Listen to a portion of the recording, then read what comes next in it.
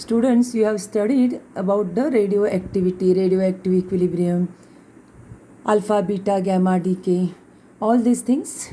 At the same time, all artificial radioactivity which takes place, where there is emission of alpha, beta, gamma particles by the radioactive samples. All you have studied earlier, okay, in the different videos as well as on the online lecture. Now this is the next topic called the nuclear reactions. Like you have a chemical reactions, like that you have a nuclear reactions also.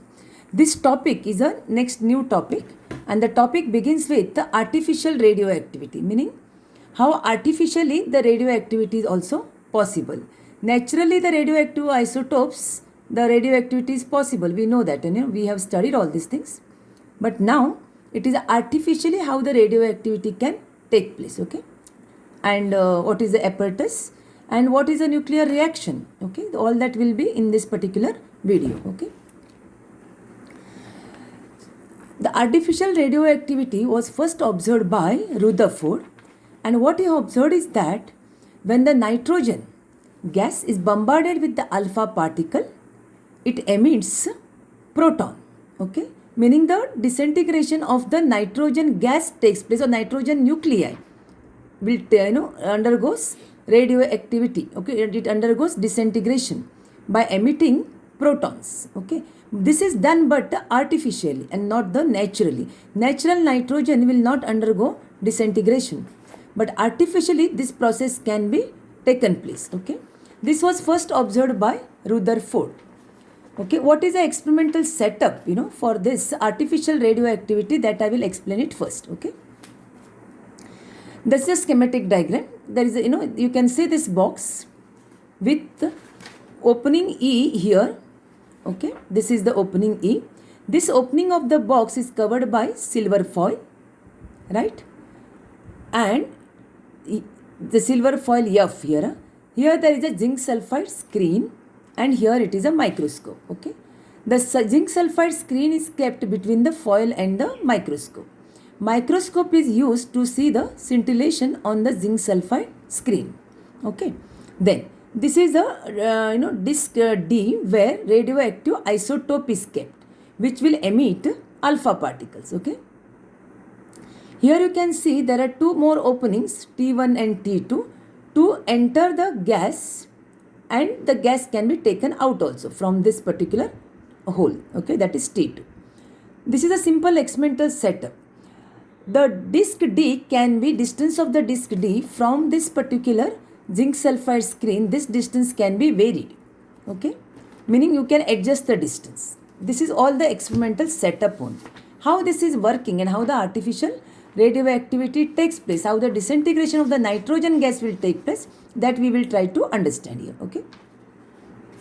What Rutherford observed is that when this this particular chamber, okay, is filled with carbon dioxide and oxygen, there was absolutely no scintillation was observed on the zinc sulfide screen, okay? But when this chamber was filled with the nitrogen gas, radioactive isotope was placed on the disc D, which emits the alpha particle, okay? And the chamber was filled with nitrogen gas. Then what he observed is that there was a scintillation on the zinc sulfide screen. What it means is that when the alpha particle impacts on the nitrogen nuclei, nitrogen nucleus emits the proton, emits the particle, okay? And that particle shows the scintillation on the zinc sulfide screen, okay? Then the question comes, which are these particles, okay? So when the magnetic field is applied, it was observed that from the direction these particles get deflected. In which direction they are deflected? Accordingly, it is understood that the particles emitted by the nitrogen nucleus when it is bombarded with the alpha particle is a proton, okay? And this proton shows, produces the scintillation on the zinc sulfide screen. Is it clear to you? I'll repeat. When this whole chamber is filled with the nitrogen gas, and the nitrogen nucleus is bombarded with the alpha particle, it produces the scintillation. See, alpha particle can also produce the scintillation. But how to confirm it, whether it is with the alpha particle or with the protons? Okay, so the distance, minimum distance only is kept between the screen and between the zinc sulfide screen and the alpha particle source is a 40 centimeter, because alpha particle cannot travel more than 40 centimeter distance. Okay, and in addition to that, there is a, here you can see the silver foil is kept. Okay, means alpha particle will not pass through the silver foil. Is it clear? Even if it reaches here, so the scintillation is not due to the alpha particle on the screen, it is only due to the protons.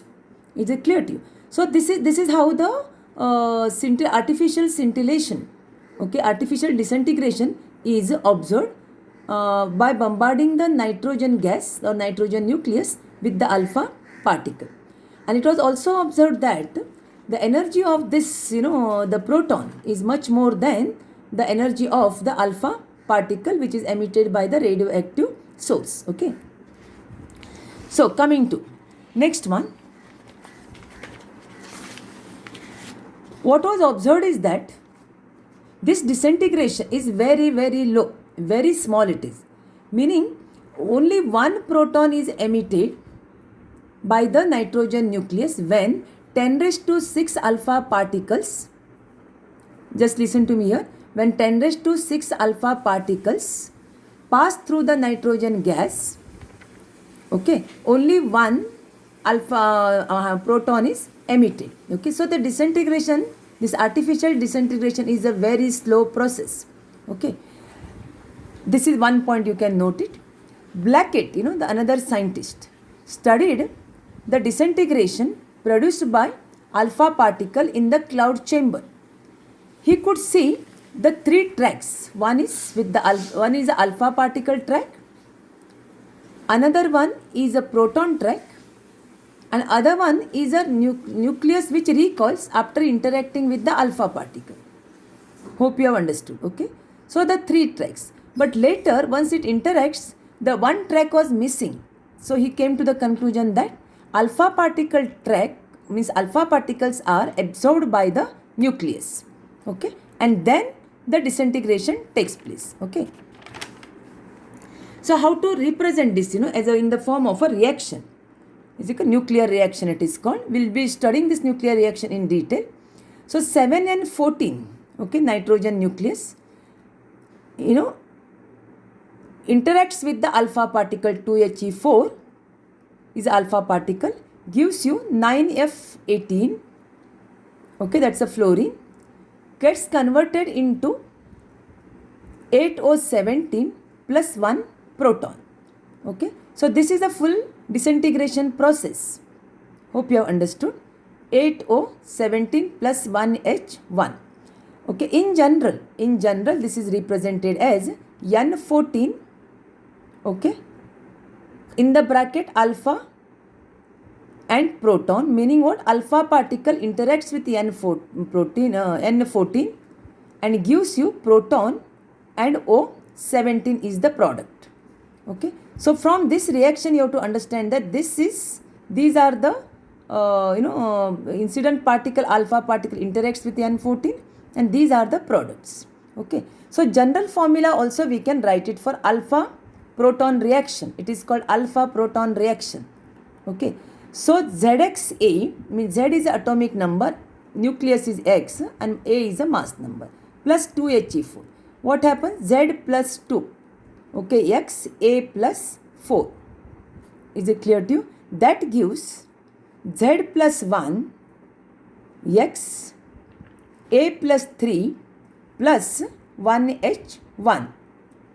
Okay, so for example, the whatever we are discussed here, 7N14 plus 2He4 gives 9F18, means 7 plus 2, 9, and 14 plus 4, 18, which gives Z minus 1, meaning 9 minus 1 is 8, okay, and Z plus 3, Z is 14 plus 3 is 17 plus 1H1. So general formula of this one can represent it like this. Okay. Another nuclear reaction we can show it, the 5B10 plus 2He4. The artificial disintegration was observed. That's a radioactivity. In boron also, which gives 7n14. 5 plus 2 is 7, n14, that's equal to 6C18, carbon 18 plus 1H1. Okay, the atomic number decreases by 1 and mass number also decreases by 1. So it comes as 1H1. Same thing is observed in the case of sodium. Okay, 23 plus 2He4 gives 13, Al29 gives 12Mg26 plus 1H1. So these are this type of nuclear reactions are called alpha p reaction. Okay, alpha is the incident particle and P is the product, along with this is the product. Okay, so this is what is called artificial transmutation.